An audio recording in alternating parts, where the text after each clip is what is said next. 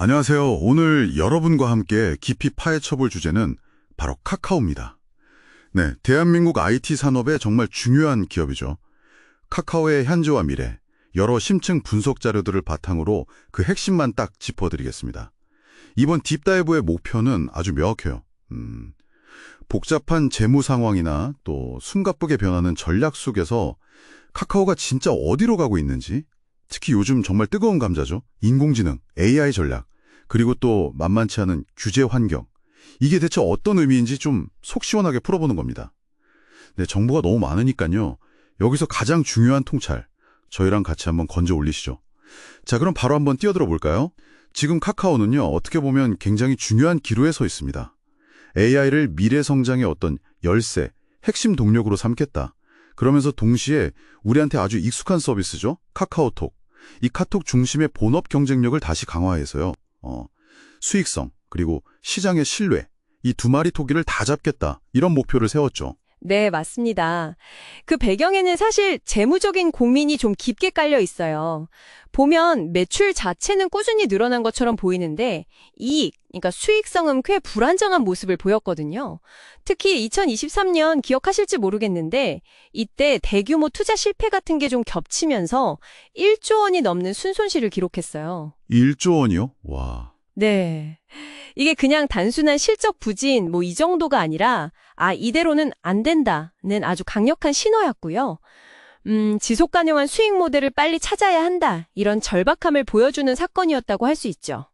그래서 등장한 카드의 핵심이 바로 그 AI, 그리고 선택과 집중이군요. 그렇죠. 자체 거대 언어 모델 LLM이라고 하죠.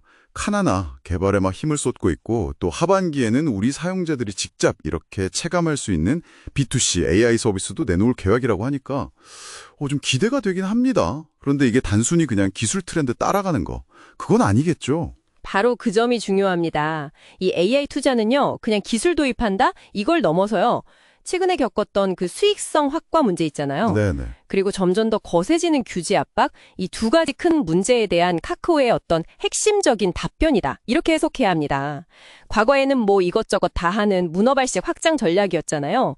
거기서 이제 벗어나서 AI라는 좀 확실한 무기를 가지고 실질적인 돈을 벌겠다. 그리고 동시에 혁신 기업이라는 이미지도 다시 좀 만들겠다. 이런 시도인 거죠. 아하. 물론 해외 매출 비중 30% 달성하겠다 이런 글로벌 확장 목표도 여전히 가지고는 있어요. 근데 최근에 일부 해외 법인을 정리하는 움직임을 보면 이제는 그냥 막 버리는 게 아니라 효율성 그리고 수익성 중심으로 좀 영리하게 확장을 하겠다 이런 의지를 보여주는 거죠. 그렇군요. 하지만 밝은 청사진만 있는 건 아닐 테고요. 카카오 앞에 넘어야 할 산들도 꽤 많아 보이는데요. 맞습니다. 대표적인 게 역시 규제겠죠. 플랫폼 기업 전반에 대한 압박도 점점 세지고 있고 특히 그 카카오페이 같은 핀테크 사업, 여기에 영향을 줄 수 있는 개정 전자금융거래법, 이런 구체적인 규제 움직임도 계속 지켜봐야 하고요. 게다가 얼마 전에 그 개인정보 유출 문제로 151억 원인가요? 역대급 과징금 맞은 사례도 있었잖아요. 이게 데이터 관리, 정말 중요하면서도 위험할 수 있구나 하는 걸 보여줬죠. 사를 계속 상장시키면서 이게 모회사 주주 가치를 희석시키는 거 아니냐, 이런 비판 많았잖아요. 소위 쪼개기 상장 논란이요. 네, 많았죠. 그리고 일부 경영진이 주식을 막 대량으로 매도했던 사건들. 이런 것들이 사실 기업 지배구조에 대한 시장의 신뢰를 아주 크게 떨어뜨렸습니다. 이게 바로 분석가들이 종종 말하는 카카오 디스카운트 현상 있잖아요. 그러니까 회사가 가진 실제 가치보다 주가가 좀 낮게 평가받는 거. 그 핵심 원인이 된 거고요. 그게 디스카운트의 원인이었군요. 네. 이 잃어버린 신뢰를 다시 회복하는 건 이게 단기간에 해결된 문제는 아니라고 봅니다. 그리고 강화되는 규제도 그냥 귀찮다 이 정도가 아니라 실제 비용 증가나 새로운 사업 기회를 제약하는 걸로 이어질 수 있다는 점도 무시할 수 없고요. 참 복잡한 상황이네요. 그럼 이런 상황 속에서 현재 주가 그리고 시장의 평가는 좀 어떤가요? 최근에 주가 변동성이 꽤 컸던 걸로 아는데요. 그 PER이나 PBR 같은 가치 평가 지표들 있잖아요. 기업의 수익이나 자산 대비 주가가 어느 정도 수준인지 보여주는 거. 이게 동종업계 평균보다는 상당히 높게 나타나고 있다고요? 네, 맞아요. 그 높은 평가는 어떻게 보면 시장이 카카오의 그 AI 전략 그리고 미래 성장 가능성에 얼마나 큰 기대를 걸고 있는지를 딱 보여주는 증거라고 할 수 있습니다. 그래도 카카오가 AI로 뭔가 보여주지 않겠어 하는 그런 기대감이 주가에 상당히 반영되어 있는 거죠. 기대감이 크군요. 하지만 이게 또 동전의 양면과 같아요. 기대에 부응하지 못하거나 아니면 아까 말씀드린 그런 규제나 지배구조 리스크가 실제로 딱 터졌을 경우에요. 그럴 때는 주가가 실망감과 함께 크게 하락할 수 있다는 위험도 함께 가지고 있다는 뜻입니다.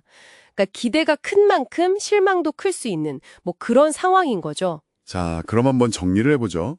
카카오는 지금 AI라는 아주 강력한 혁신 엔진을 장착하고 수익성 개선과 신뢰 회복이라는 이 두 가지 큰 숙제를 풀려고 하고 있습니다. 하지만 동시에 과거의 그림자라고 할 수 있는 지배구조 문제, 그리고 점점 더 강화되는 규제라는 좀 무거운 짐도 함께 지고 가는 그런 형국입니다. 이 복잡한 상황, 여러분께는 이게 어떤 의미로 다가오시나요? 결국 카카오의 미래는요. 발표한 전략들을 얼마나 흔들림 없이 실행해 나가느냐, 그리고 시장 참여자들, 투자자들의 믿음을 얼마나 다시 가져오느냐, 여기에 달려있다고 봐야 할 것 같습니다. 그 AI가 가져올 혁신의 엄청난 잠재력, 그리고 동시에 존재하는 심각한 위험 요인들, 이 사이에서의 아슬아슬한 줄타기는 당분간 계속될 것으로 보입니다. 마지막으로 이 질문을 여러분께 한번 던져봅니다.